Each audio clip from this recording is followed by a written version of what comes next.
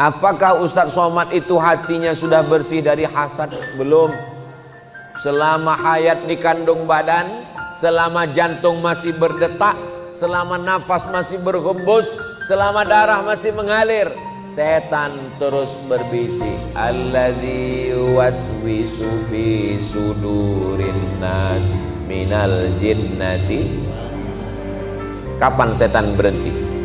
Kabarnya setan udah pensiun Pak Ustadz? Belum. Wallahi, demi Allah, fabi'izzatika, demi kemuliaanmu, la ughwiyannahum, saya akan terus menggoda mereka, madamat arwahuhum fi ajsadihim, selama roh masih ada di dalam jasad mereka, saya akan goda mereka. Tetanggamu gajinya lebih besar, anak tetanggamu lebih berhasil, istrinya sudah kerja PNS lebih sukses, mobilnya lebih mewah, cincinnya emas. Terus setan berbisik. Selama setan berbisik dan kita tetap terus melawan dengan zikir, afdalul zikri fa'lam annahu la ilaha illallah, la ilaha illallah, la ilaha illallah. Zikir itu 3. Di mulut la ilaha illallah, di hati la ilaha illallah, di pikiran la ilaha illallah. Sejalan antara 3, mulut, hati, dan pikiran. Banyak orang mulutnya begitu, la ilaha illallah, hatinya gaji 13 belum cair. Assalamualaikum warahmatullahi wabarakatuh.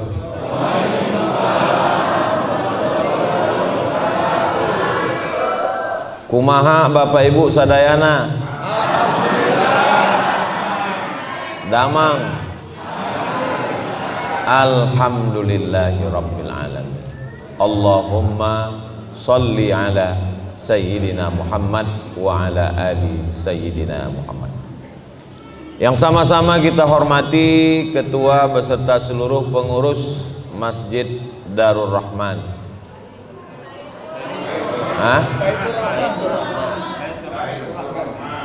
Darur Rahman, Yayasan Darur Rahman, Masjid Baitur Rahman. Hadirin hadirat, muslimin muslimat, semua yang hadir ini insyaallah dimuliakan Allah Subhanahu. Amin ya rabbal alamin. Tema kita pada siang hari ini adalah membersihkan hati untuk menyambut bulan Ramadan. Tadi sebelum kesini saya nonton TV, ada acara membersihkan karpet masjid di sungai. Jadi masjid lain sibuk dengan membersihkan lantai masjid, tapi Masjid Baitur Rahman membersihkan hati, karena lantainya udah bersih. Ala fil jasadi mudghah, ketahuilah di dalam badan kita ini ada satu gumpal, ada satu kepal, ada satu genggam.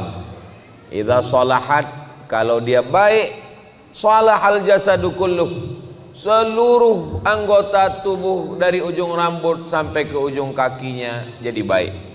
Wa idza fasadat, kalau dia rusak, maka dari mulai matanya jadi rusak, telinganya jadi rusak, pikiran jadi rusak. Kata Nabi, ala wahyal qalb, yang paling penting kita bersihkan itu adalah hati. Bukan hati Pak Ustadz, itu yang segumpal, yang sekepal, yang segenggam di sebelah kiri itu bukan hati Pak Ustadz, itu namanya jantung. Ya, daripada kelahi kita pakai dua-duanya, jantung hati. Kenapa dia disebut jantung? Karena memang bentuknya seperti jantung pisang. Kenapa dia disebut dengan hati? Karena memang orang selalu yang disebut itu adalah hati. Saya berangkat tadi, kami berangkat dari Tasik Malaya ke Bandung. Bapak Ibu naik motor, naik mobil, ada gasnya di tangan, ada remnya, ada koplingnya, ada giginya di kaki. Tapi ketika kita di jalan yang tertulis hati, nggak ada kaki-kaki, nggak ada ditulis mata-mata. Padahal yang melihat adalah mata, yang nginjak rem adalah kaki, yang gas adalah tangan. Tapi kenapa disebut hati? Karena yang memerintahkan mata, memerintahkan telinga, memerintahkan tangan dan kaki adalah hati. Kalau hati sudah baik, maka semua menjadi baik. Panglimanya tubuh kita ini adalah hati. Makanya kalau kita baca dalam Al-Quran, pertama kali yang terkunci adalah hati. Bapak Ibu semua hafal ayatnya. Khatamallahu ala qulubihim. Setelah hati terkunci, wa ala sam'ihim. Setelah telinga, wa ala absarihim. Hati dulu, baru telinga, baru mata. Kalau sudah hati terkunci, telinga tersumbat, mata tertutup, summum bukmun umyun fahum la yarji'un. Tuli, peka, bisu, buta, maka mereka tidak akan mungkin bisa kembali ke jalan Allah. Mudah-mudahan kita diselamatkan hati kita ini. Jadi memang judul hari ini hebat juga yang buat judul ini memang. Disuruhnya membersihkan hati. Kalau Nabi Muhammad SAW sebelum Isra Mi'raj, Ja'a Jibril, malaikat Jibril alaihi salam datang. Bitistin min zahab, membawa mangkok terbuat dari emas. Mamlu'atun bil hikmati wal iman, penuh dengan hikmah dan iman. Lalu kemudian jantung Nabi dibelah, summa ghasalahu bima'i zamzam, dibasuh, dicuci dengan air zam-zam. Lalu setelah itu summa afraghahu, diisi dengan hikmah dan iman, summa atbaqahu, lalu dirapatkan kembali. Nabi Muhammad begitu, kalau kita tidak begitu. Jadi jangan sampai selesai pengajian ini semuanya ke rumah sakit minta belah dadanya. Belahlah dadaku, akan kau dapati namamu di sana. Nama istri, bukan nama tetangga. Lalu kemudian bagaimana cara kita membersihkan hati ini? Penyakit hati ini banyak sekali. Wa min syarrin naffasati fil 'uqad wa min syarri hasidin. Penyakit yang paling mengerikan yang pertama adalah penyakit hasad. Apa itu hasad?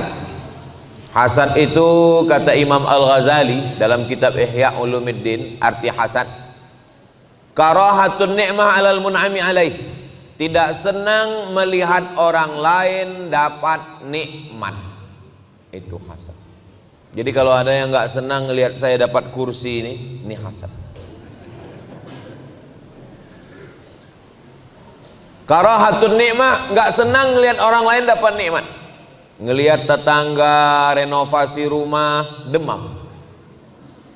Ngelihat tetangga beli kulkas, kita yang kedinginan. Ngelihat tetangga mobil baru, masuk ICU. Tapi kalau saya lihat ini masyarakat di daerah Yudhistira, iya itulah namanya. Ini kelihatannya jamaah Masjid Baitur Rahman ini orangnya hatinya bersih semua. Ustaz tahu dari mana? Dari wajahnya, dari senyumnya yang lepas. Seandainya jamaah ini orangnya busuk hati, dendam kesumat, hasad dengki, pasti wajahnya nggak bisa senyum cerah, tertahan senyum, dipancing ketawa dikit.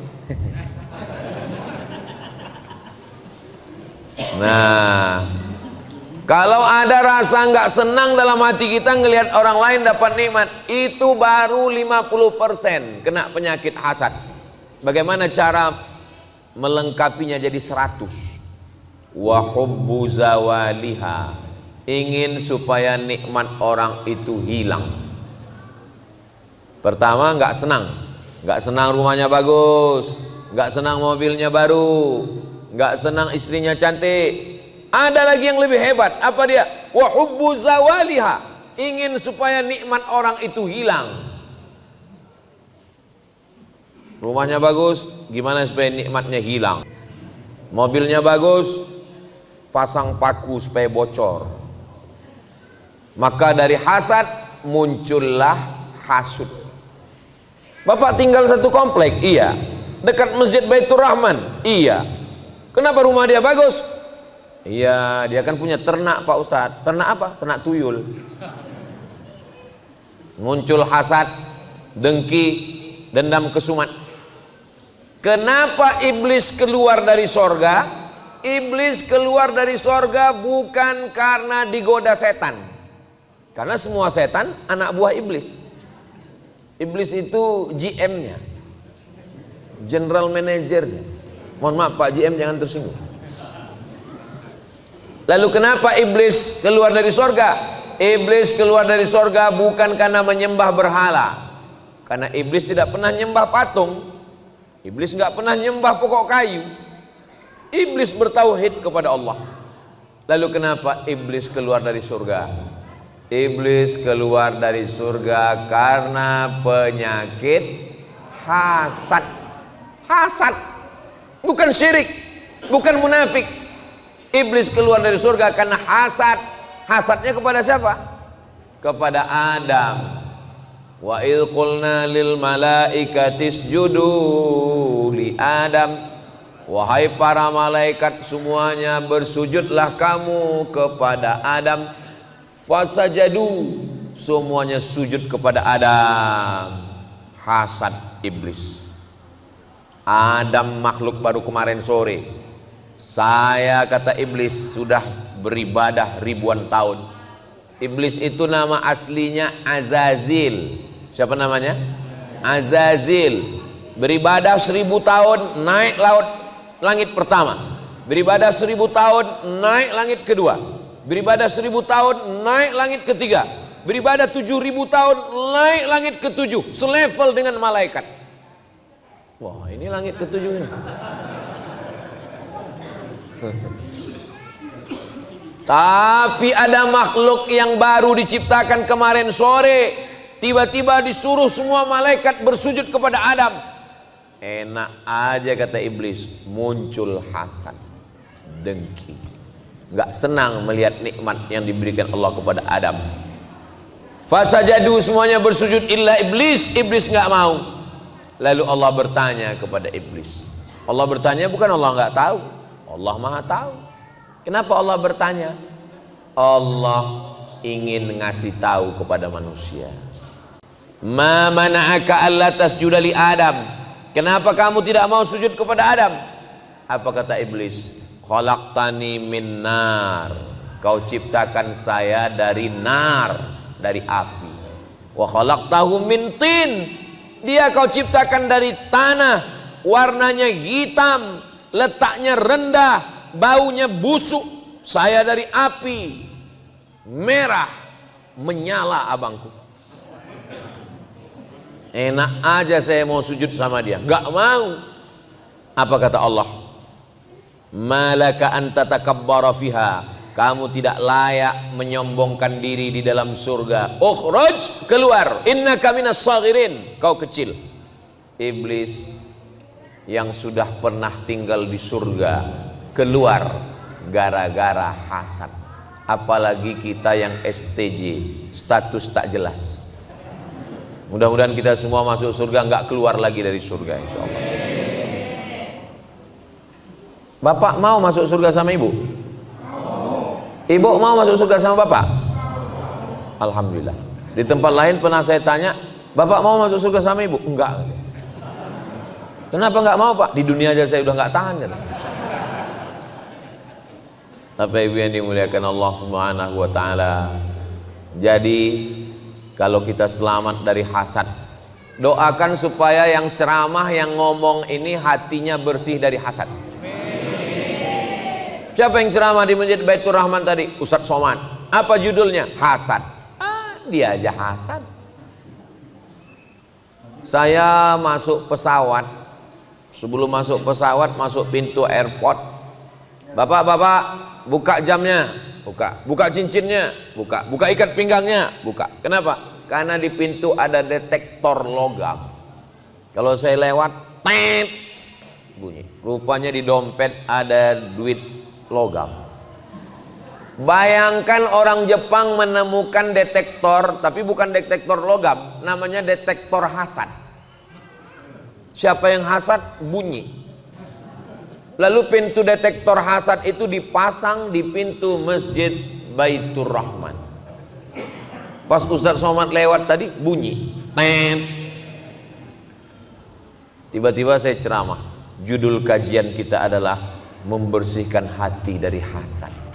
Semua jamaah senyum. Alah, hasad, tadi aja bunyi detektor hasad. Makanya yang tahu isi hati saya hanya Allah. Ya Allah, bersihkanlah hati saya dari hasad. Bagaimana cara menghilangkan penyakit hasad? Cara menghilangkan penyakit hasad ada 5. Apa dia yang 5 itu? Jangan kemana-mana, kita lanjutkan setelah yang 1 ini. Ya kalau live di TV gitu. Cara menghilangkan penyakit hasad yang pertama adalah fahami bahaya hasad. Jangan minum teh manis. Nanti kalau minum teh manis kena diabetes meletus. Nanti kalau sudah kena diabetes, kalau ada luka diamputasi. Akhirnya orang takut minum teh manis. Betul? Makanya saya dikasih air putih.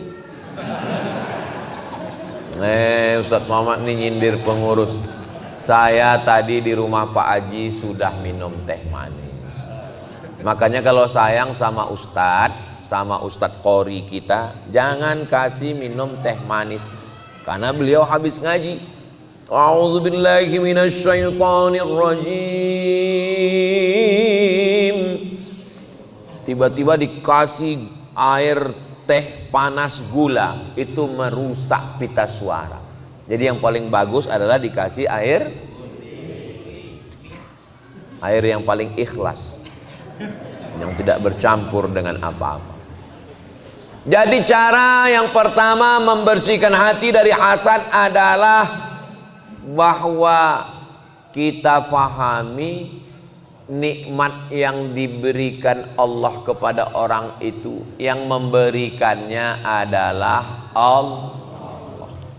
Benci kepada nikmatnya berarti benci kepada yang memberi nikmat. Jadi kalau ada tetangga kita rumahnya bagus, alhamdulillah. Ada tetangga kita mobilnya bagus, alhamdulillah. Ada tetangga kita yang istrinya bagus, jangan bilang alhamdulillah, nanti dia cemburu. Alhamdulillah wa syukrulillah wala haula wala quwata illa billah. Ini anaknya ya? Iya. Alhamdulillah Pak Ustadz, anak saya hafal Quran. Alhamdulillah. Orang kalau hatinya bersih, ngomong alhamdulillahnya plong. Alhamdulillah. Itu rumah siapa? Rumah tetangga. Bagus ya? Alhamdulillah. Berarti marah. Makanya kita mesti ikhlas. Ini pembagian Allah.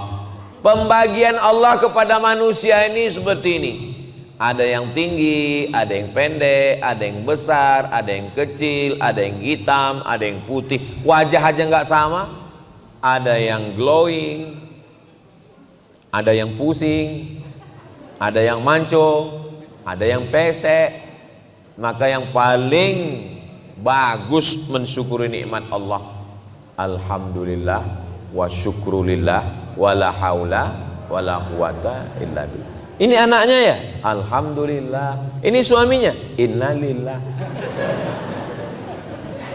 Alhamdulillahi rabbil. Khairud doa, sebaik-baik doa adalah alhamdulillah. Itu makanya sholat kita alhamdulillahi rabbil alamin.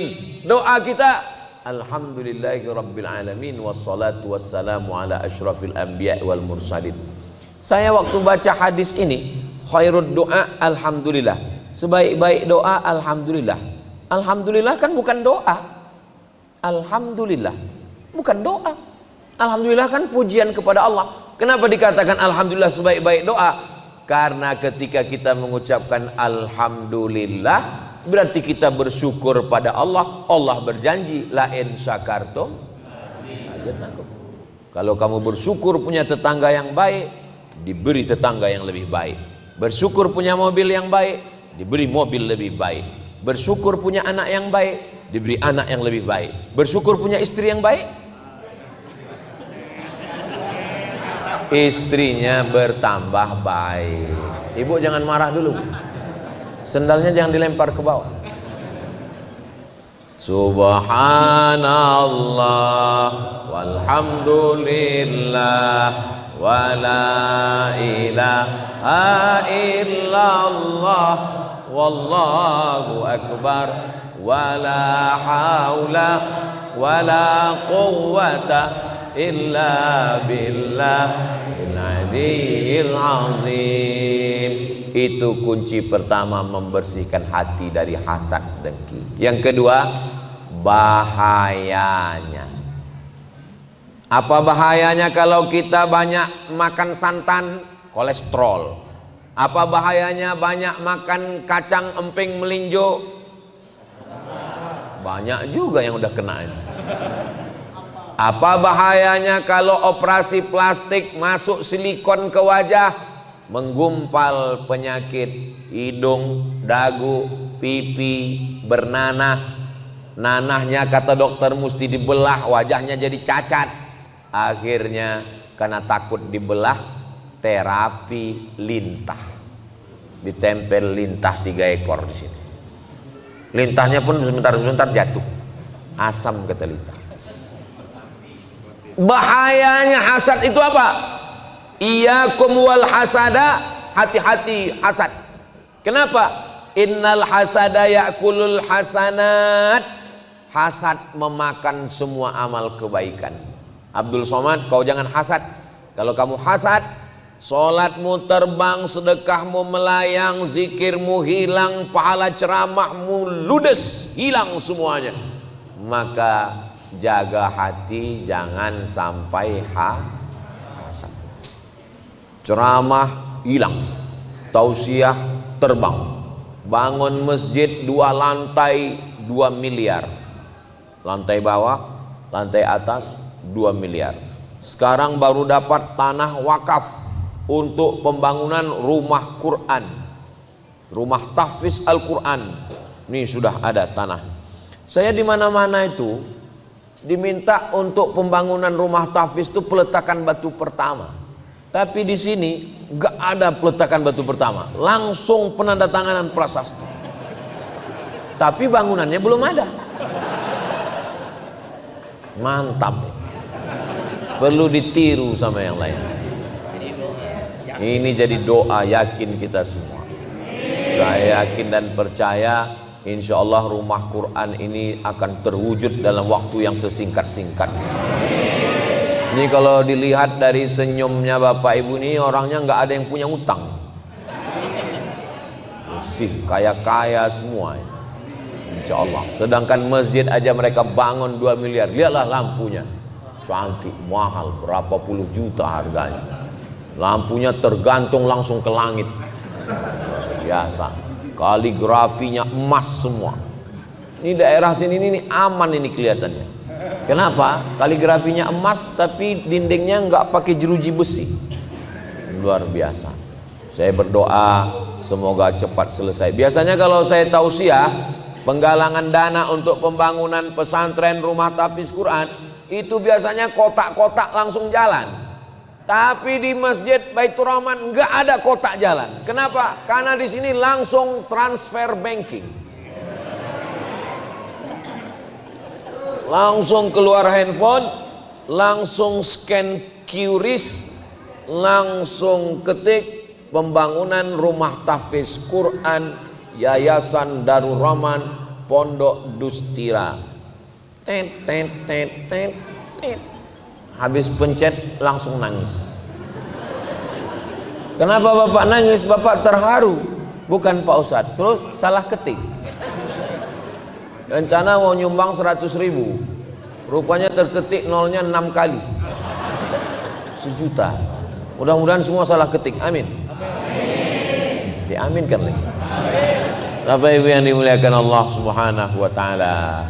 Itu cara yang pertama, syukuri bahwa semua nikmat dari Allah. Yang kedua, ingat bahaya hasad, hilang semua amal. Yang ketiga, bagaimana supaya bersih dari hasad? Orang yang dapat nikmat itu kita doakan langsung datang. Ini hari Ahad.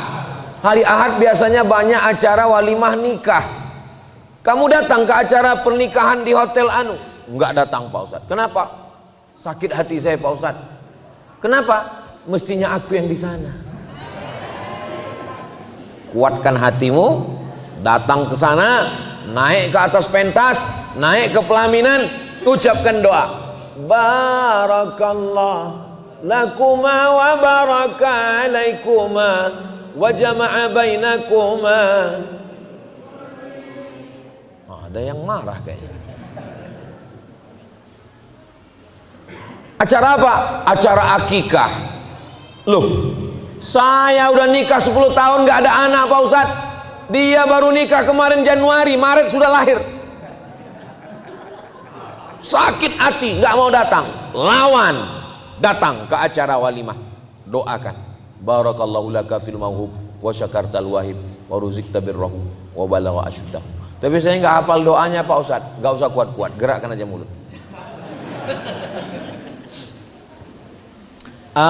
Pak Haji nanti malam datang ke rumah ya, habis maghrib kita ada selamatan. Acara apa? Acara peresmian rumah saya yang baru renovasi 3 lantai yang keramiknya dari Italia itu loh. Sakitnya. Datang, langkahkan kaki. Bismillahirrahmanirrahim. La haula wala quwata illa billah. Selamat. Mudah-mudahan rumahnya berkah. Mudah-mudahan dari rumah ini lahir anak-anak yang soleh dan solehah. Mudah-mudahan Allah menurunkan rahmat di rumah ini. Jadikan rumah ini sebagai taman-taman Al-Quran. Begitu caranya. Doakan orangnya langsung. Anak kita sama-sama satu kampus, sama-sama kuliah. Anak dia 4 tahun selesai. Anak kita sudah 14 semester nggak selesai-selesai. Pas acara wisudanya kita diundang acara selamatan. Datang atau nggak datang? Datang. Lapangkan hati kita. Rabbis rahli sadri wa yassirli amri wahlul 'uqdatan min lisan yafqahu. Itu cara yang ketiga. Cara yang keempat, doakan dia an zahril ghaib, bukan berhadapan. Orangnya nggak ada. Bangun malam tahajud, doakan dia. Bayangkan wajahnya. Ya Allah, tetanggaku yang rumahnya bagus ini panjangkan umurnya. Tetanggaku yang mobilnya mahal walaupun baru bayar DP, sehatkan dia. Jangan sampai ditarik leasing. Jangan doakan yang jelek-jelek. Ini kadang orang kalau hatinya hasad, doanya jelek. Matikan dia ya Allah. Kalau bisa jangan langsung mati, buat stroke 6 bulan. Ketika kita doakan dia, orangnya nggak ada, apa kata malaikat? Amin, kabulkan doa orang ini. Walaka misluh, kamu dapat seperti yang engkau doakan. Jadi kalau kita doakan teman kita, kawan kita, sahabat kita, tetangga kita yang baik-baik, insya Allah kita juga dapat yang sama seperti yang kita doakan, insya Allah. Amin ya Rabbal. Satu, yakini nikmat datang dari Allah, syukur. Dua, ingat azabnya kalau kita hasad, amal kita hilang. Tiga, doakan langsung di hadapan orangnya. Empat, doakan pas lagi orangnya nggak ada, pas lagi kita tahajud. 5, doakan hati kita. Saya nggak bisa ngomong bahasa Arab Pak Ustadz, pakai bahasa Indonesia. Ya Allah, bersihkan hati saya dari penyakit hasad dengki ya Allah. Tapi kalau berdoanya di masjid jangan kuat-kuat. Kalau di rumah boleh, kalau di masjid, ya Allah, hati saya hasad. Nanti dengar kawan, sama siapa? Apakah Ustadz Somad itu hatinya sudah bersih dari hasad? Belum. Selama hayat di kandung badan, selama jantung masih berdetak, selama nafas masih berhembus, selama darah masih mengalir, setan terus berbisik. Alladzi waswisu fi sudurin nas minal jinnati. Kapan setan berhenti? Kabarnya setan udah pensiun Pak Ustadz? Belum. Wallahi, demi Allah, fa bi'izzatika, demi kemuliaanmu, la ughwiyannahum, saya akan terus menggoda mereka, madamat arwahuhum fi ajsadihim, selama roh masih ada di dalam jasad mereka, saya akan goda mereka. Tetanggamu gajinya lebih besar, anak tetanggamu lebih berhasil, istrinya sudah kerja PNS lebih sukses, mobilnya lebih mewah, cincinnya emas. Terus setan berbisik. Selama setan berbisik dan kita tetap terus melawan dengan zikir, afdalul zikri fa'lam annahu la ilaha illallah, la ilaha illallah, la ilaha illallah. Zikir itu 3. Di mulut la ilaha illallah, di hati la ilaha illallah, di fikiran la ilaha illallah. Sejalan antara 3, mulut, hati, dan fikiran. Banyak orang mulutnya yang berzikir la ilaha illallah, hatinya gaji 13 belum cair. Makanya harus serentak antara 1, 2, 3. La ilaha illallah, la ilaha illallah, la ilaha illallah, la ilaha illallah. Begitu kita sudah berzikir, maka Allah mengatakan, ala bizikrillahi tatma'innul qulub. Dengan berzikir mengingat Allah, maka hati akan menjadi tenang. Hati yang tenang itu disebut dengan mutmainnah. Ya ayyatuhan nafsul mutmainnah. Wahai jiwa yang tenang, wahai hati yang tenang, irji'i ila rabbiki radiyatan mardiyah. Kembalilah engkau kepada Allah, Allah ridha kepadamu dan kau pun ridha kepada Allah. Fadkhuli fi ibadi, masuklah ke dalam golongan hamba-hambaku. Wadkhuli jannati, masuklah ke dalam surga. Orang yang masuk surga itu yang hatinya bersih. Yauma la yanfa'u malu wala banun, hari itu tidak ada gunanya harta, tidak ada gunanya anak, illa man atallaha biqalbin salim, kecuali orang yang datang ke menghadap Allah dengan hati yang bersih. Membersihkan hati. Penyakit hati itu banyak Pak Ustadz, banyak. Ada hasad, ada syirik, ada nifak, ada banyak. Tapi yang kita bahas ini penyakit yang paling kronis aja. Kalau diibaratkan penyakit badan, ini yang sedang kita bahas ini penyakit jantung koroner. Adapun penyakit kadas kurap nggak usah kita bahas. Karena biasanya orang mati itu karena penyakit jantung. Bapak Anu yang dulu waktu saya datang ke masjid ini ceramah beliau ada mana? Tiba-tiba meninggal Pak Ustadz. Kenapa? Karena serangan jantung. 2 serangan itu yang mematikan. Pertama serangan jantung, kedua serangan Israel. Belum pernah saya dengar cerita jamaah kita kemana? Mohon maaf Pak Ustadz, dia meninggal kena kurap. Makanya jantung, sebagaimana jantung itu sangat urgent, sangat penting di badan, begitu jugalah dengan hati kita ini. Maka kita jaga jangan sampai kena penyakit hasad. Kalau selamat dia dari hasad, hidup kita tenang. Ini hari Ahad, walimah pesta. Pulang dari acara walimah sampai rumah, tiba-tiba ibu merasa jantungnya detaknya nggak normal. Kalau jantung yang normal itu detaknya, tapi kalau nggak normal, karena bapak sayang sama ibu, akhirnya dipanggil dokter dari puskesmas, membawa balon berwarna hitam.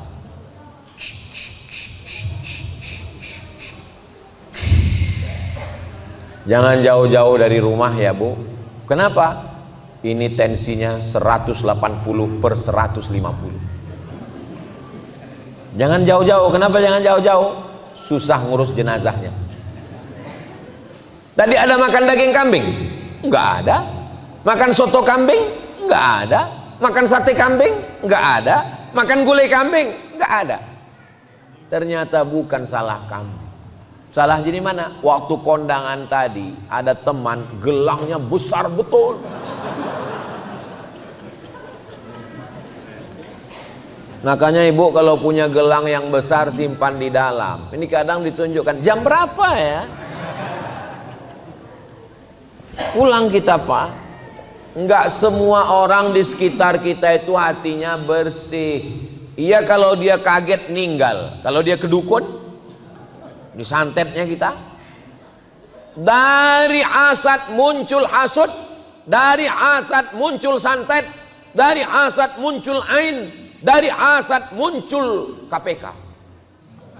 Sakit hati ngadu ke KPK, ngadu ke BPK, ngadu ke Inspektorat Jenderal, ngadu ke polisi, ngadu ke Propam. Kemana-mana itu perginya. Cinta ditolak dukun. Banyak juga yang pernah ke dukun itu. Jadi kuncinya dunia ini kalau mau aman, bersihkan hati dari hasad. Insya Allah kita semua ini menyambut bulan suci Ramadan ini, pakaian udah bersih, lantai karpet masjid sudah bersih, lingkungan sudah bersih, tapi yang paling penting adalah hati. Tapi jangan dibalik, jangan dibalik, jangan sampai besok pagi bapak masuk kantor nggak mandi. Sampai di kantor, sampai di ruko, sampai tempat kerja ditanya, itu tahi matamu sebesar bakso, kamu gak mandi? Allah hanya melihat hati kita. Innallaha la yanzuru ila ajsamikum. Allah tidak melihat badan kamu. Wala ila suwarikum. Allah tidak melihat rupa kamu. Walakin yanzuru ila qulubikum. Yang dilihat Allah adalah hati kamu. Allah melihat hati. Seandainya yang dilihat Allah itu wajah, dan yang masuk surga itu cuma yang putih, berapa lama kita mesti minum skincare? Seandainya masuk surga itu karena wajah, dan yang masuk surga itu cuma yang mancung, kita urutan yang keberapa? Eropa, Australia, Arab. Habis itu barulah kita, Arab maklum, Arab cemas. Tapi karena yang dipandang itu bukan hidung, bukan kulit, tapi yang dipandang adalah hati. Kita tinggal bersihkan saja hati. Makanya selesai bersih wajah, bersih tangan, bersih kepala, bersih telinga, bersih kaki, terakhir bersihkan hati. Asyhadu an la ilaha illallah syarikalah wa asyhadu anna muhammadan abduhu wa rasuluh. Allahumma ja'alni minat tawwabin wa ja'alni minal mutatahhirin waj'alni min ibadikas sholihin. Subhanallah walhamdulillah wa la ilaha illallah wallahu akbar wa la haula wa la quwwata illa billahil aliyyil azim. Muhammad. Tadi saya mulai jam 1.15, sekarang sudah jam 2 kurang. Jadi Ustadz Somad ceramahnya 40 menit, sisanya jawab pertanyaan berikut. Jangan kemana-mana. Bagaimana jika kita, terutama ibu-ibu, punya utang puasa dan belum menggantinya pada saat bulan Ramadan berikutnya telah tiba? Masih ada kesempatan mengganti 6 hari lagi. Senin, Selasa, Rabu, Kamis, Jumat, 5 hari lagi masih sempat. Ibu kemarin tinggalnya berapa hari? 7 hari. Bapak berapa hari? 17 hari. Masih ada kesempatan menggantinya 5 hari lagi. Niatnya besok saya niat puasa qadha lillahi ta'ala. Qadha bukan kodok. Qadha mengganti. Siapa yang puasa qadha besok dapat 3. 1, qadhanya lunas. 2, dapat pahala puasa sunat Senin. 3, dapat pahala puasa sunat Sya'ban. Tapi katanya kalau udah lewat nisfu Sya'ban nggak boleh puasa lagi Pak Ustadz. Hadisnya sahih. Idzan tasafa Sya'ban fala tasumu. Kalau sudah lewat nisfu Sya'ban nggak boleh puasa lagi. Bagi yang nggak biasa puasa sunat nggak boleh. Tiba-tiba besok puasa sunat. Mama nggak masak hari ini, kita puasa sunat Pak. Tapi kita sebelumnya nggak pernah puasa. Ya kita hijrah habis ceramah Ustaz Somad kemarin. Nggak boleh, karena sebelumnya nggak terbiasa puasa sunat. Tapi bagi yang terbiasa boleh. Dan yang boleh adalah puasa ganti. Nah, yang bisa digantikan cuma 5 Pak Ustadz. Senin, Selasa, Rabu, Kamis, Jumat. Sementara utang saya 7. Ada 2 hari lagi yang belum. Ramadan tahun lalu belum dibayar sampai Ramadan sekarang. Kalau lewat Ramadan ini berarti dia kena denda. Qadha 2 hari plus fidyah. Qadha 2 hari bayar utang, fidyahnya karena lalai dalam setahun ini nggak mengganti, maka dia kena denda bayar fidyah.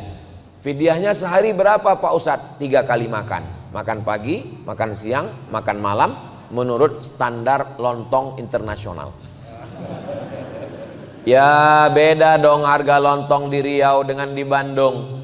Pakai standar yang dibuat Basnas. Basnas DKI menetapkan 1 hari fidyah 60.000. Makan pagi, makan siang, makan malam. Jadi habis Ramadan, utang 2 hari kemarin, bayar 2 hari plus bayar fidyah. Fidyah 2 hari sama dengan 120.000. Bayarnya ke siapa? Fidyatun ta'amu miskin. Fakir apa miskin? Miskin. Apa beda fakir sama miskin? Orang tua renta, hidup sebatang kara, istri anak enggak ada kerja, fakir. Buruh cuci, setrika, mohon maaf, pendapatan sebulan 1 juta, kebutuhan hidup 2 juta, dapatnya 1, itu namanya nggak ada income sama sekali, fakir. Ada income tapi nggak cukup, miskin. Income-nya banyak tapi nggak pernah merasa cukup, koruptor. Orang tua saya Pak Ustadz umurnya 70 tahun, nggak bisa puasa. Terus dia qadha atau fidyah? Wa 'alal ladzina yutiqunahu fidyatun ta'amu miskin. Orang tua renta yang nggak sanggup puasa, dia bukan qadha tapi bayar fidyah. Bagaimana dengan orang yang sakit akut, mah akut, kemana-mana bawa tas laptop tapi isinya roti gabin? Kalau terlambat sedikit sakit, mah akut. Biasanya yang kena penyakit mah ini orang yang sudah punya istri, mah, maka dia bayar fidyah. Tapi kalau sakitnya cuman di Ramadan aja, di Syawal nanti sehat, fa'iddatum min ayyamin ukhar, ganti di hari yang lain. Dah. Yang tua renta bayar fidyah, yang sakit akut bayar fidyah, yang sakitnya cuma di Ramadan diganti di hari yang lain. Yang musafir, faman kana minkum maridan aw ala safarin, siapa yang musafir jaraknya bisa qasar salat 89 km, kira-kira dari Bandung ke Pekanbaru Riau bisa nggak ya? Bisa sekali, bisa 89 km. Maka boleh dia nggak puasa, nanti diganti di hari yang lain. Bagaimana dengan ibu yang mengandung dan menyusui?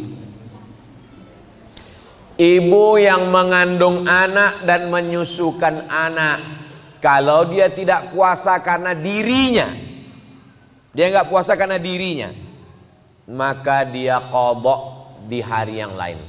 Nanti setelah anaknya umur 3 tahun, 4 tahun, udah bisa puasa.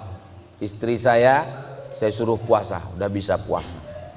Tahun pertama mengandung, tahun kedua menyusukan anak, tahun ketiga menyusukan anak, tahun keempat adiknya muncul. Anak ibu berapa? 12 Pak Ustaz. Nanti besarkan, catat aja dulu utang, catat. Nanti setelah anak umur 5 tahun sudah bisa ganti. Itu kelihatannya aja banyak, kelihatannya. Kalau dilaksanakan tertib dikit. Cara kodoknya begini: Senin, Kemis, Senin, Kemis, Senin, Kemis, Senin, Kemis. 1 bulan berapa hari? 8. 10 bulan? 80 hari. 11 bulan? 88 hari. Tambah 2 hari, 90. Badan sehat, selamat dari kolesterol, selamat dari racun pestisida, badan fit, dan irit uang belanja. Jadi bagus ibu qadha. Saya kalau tentang masalah qadha ini selalu ibu, karena ibu mengandung, ibu menyusukan anak. Tapi kadang bapak-bapak pun puasanya lebih banyak tinggal daripada ibu-ibu. Itulah untungnya kalau punya suami yang baik. Dia akan ingatkan ibu, mama, puasa kamu sudah diqadha atau belum? Tapi kalau dapat suami Fir'aun, mudah-mudahan cepat tenggelam di Laut Merah. Jangan diaminkan, nanti mati betulan. Bapak, adik-adik, laki-laki, kalian nanti punya istri perempuan, maka kalian suruh dia mengqadha puasa. Jangan sampai kalian marah kalau istrimu puasa. Apa ini puasa? Apa ini puasa? Istrinya nggak berani ngelawan. Kalau istrinya berani ngelawan, aku ini puasa karena menghamilkan anakmu. Coba kau letakkan di tabung 3 kilo. Apa hukum minum obat pencegah haid agar puasanya bisa penuh? Pil pencegah haid hanya difatwakan ulama untuk pergi haji dan umroh. Nunggu haji 30 tahun, sampai di Makkah mau tawaf nggak bisa, maka daruratnya tingkat tinggi. Dia pergi ke dokter, dokter kasih obat pencegah haid, supaya ketika sampai di Makkah dia bisa tawaf, habis tawaf sa'i, habis itu tahallul. Tanggal 8 pergi ke Mina, tanggal 9 ke Arafah, tanggal 10 ke Musdalifah ke Mina, melontar jumrah ula wusta Aqabah, kembali tanggal 12 ke Makkah tawaf ifadah, sa'i tahallul, selesai. Karena nunggunya 30 tahun. Tapi untuk Ramadan, ulama tidak memberikan dispensasi untuk makan pil penahan haid. Begitu kata guru-guru kami di Mesir, karena daruratnya tidak tingkat tinggi. Jadi biarkan saja normal, maaf, darah kotornya biarkan keluar. Nanti habis Ramadan diganti. Enggak banyak, cuman 7 hari. 1 bulan puasa Senin Kamis selesai. Enggak banyak itu insya Allah. Mudah-mudahan nanti di bulan Syawal ada namanya puasa 6. Man shoma Ramadan, siapa yang puasa Ramadan, summa atsba'ahu sittan min Syawal, diiringi puasa 6 hari di bulan Syawal, kana kasyamid dahri, dapat pahala seperti puasa sepanjang tahun. Nanti pada saat bulan Syawal niatnya niat qadha. Kata Imam Zakaria Al-Ansari dari kalangan mazhab Syafi'i. Nanti Bapak Ibu panjang umur, sehat badan, ziarah ke makam Imam Syafi'i di Kairo, Mesir. Amin.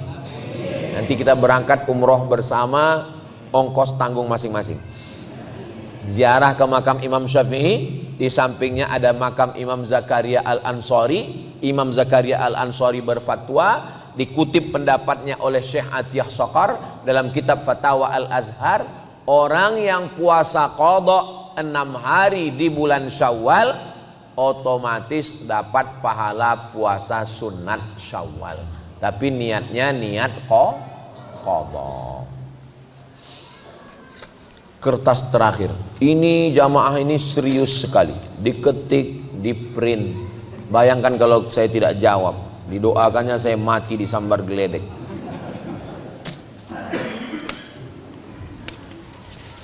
Setiap sore hari bulan Ramadan biasanya ibu-ibu masak untuk keperluan buka puasa. Sebagian ibu-ibu masak, sebagiannya ada yang pakai jurus touch screen, Grab. Terkadang kita ragu apakah masakan tersebut bumbunya sudah sesuai takaran atau belum. Batalkah puasa kita jika mencicipi makanan? Di ujung lidah ini ada sensor alat lidah. Jadi ketika kita letakkan terasa dia asam, asin, pedas. Setelah itu dia dimuntahkan lagi, nggak sampai ke dalam. Maka menurut ulama boleh, tapi saya tidak mengamalkan karena saya takut masuk dia ke dalam. Da'ma yaribuka ila ma la yaribuka. Tinggalkan sesuatu yang meragukanmu kepada sesuatu yang tidak meragukanmu. Kalau membuat kita was-was, ragu. Ustaz Somad, kalau nyicip itu batal enggak? Saya bilang enggak, kalau hanya sekedar cicip di ujung lidah. Tapi saya nyicipnya 3 mangkok Pak Ustaz. Itu bukan nyicip. Nah, jadi hukum asalnya tidak batal puasa karena dia tidak masuk ke dalam, hanya sekedar cicip, habis itu dia ludahkan, habis itu dia kumur-kumur. Kalau kumur-kumurnya pakai teh es Pak Ustaz, hukum asalnya tidak batal cicip itu. Tapi saya selalu dalam masalah hukum saya ketat. Kenapa? Karena khawatir takut tertelan sedikit, atau kita tidak menelan tapi setan mengatakan kamu sudah nelan, kamu sudah nelan, kamu sudah nelan. Akhirnya kita ragu. Maka dalam hadis dikatakan da'ma yaribuka, tinggalkan sesuatu yang meragukanmu, ila ma la yaribuka, untuk sesuatu yang tidak meragukanmu. Nah, jadi ibu pakai jurus agak-agak kira-kira. Biasanya kalau sudah profesional, saya aja yang masak nggak profesional bisa kok. Nanti dekat tempat sediakan garam, yang kurang kasih garam. Suaminya kurang garam, enggak, kurang asam, kasih asam. Mudah-mudahan Ramadan kita tahun ini lebih baik daripada Ramadan yang tahun lalu, insyaallah. Amin ya rabbal alamin. Di akhir majelis, mari kita sama berdoa kepada Allah. Mudah-mudahan kita diberikan hati yang bersih dari penyakit hasad. Kita semua diberikan keluarga yang sakinah, mawaddah, warahmah. Anak keturunan kita soleh dan solihah. Penghafal Quran yang akan menghafal Quran di Yayasan Darur Rahman. Ala hazihi niyah al-Fatihah.